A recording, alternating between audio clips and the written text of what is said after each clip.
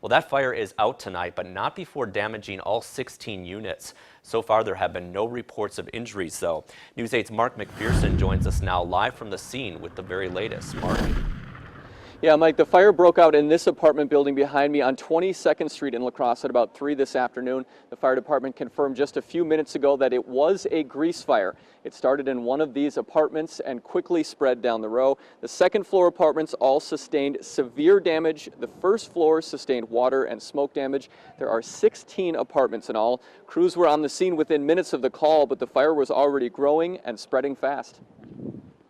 We had to hit the exterior fire immediately because you were unable to get into the apartment without doing some defensive firefighting first.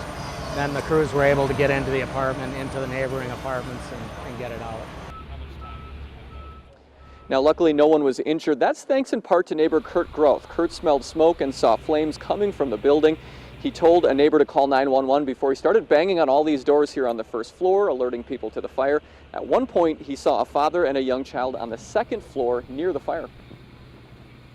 They were actually trapped, him and his son, so we had him kick the board out, hand the baby down. He was, as a father, I have children. As a father, he did a big thing today too, because I remember him looking at me and saying, "Are you sure you got my baby?"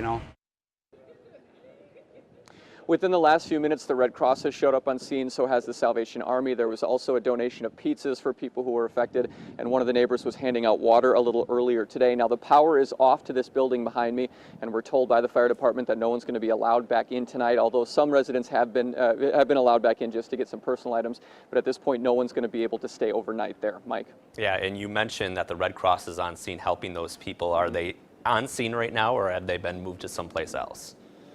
They're on scene. Some of them are behind us right now eating some of that pizza that was donated. There are 16, Red Cross says they are helping 16 adults and 2 children.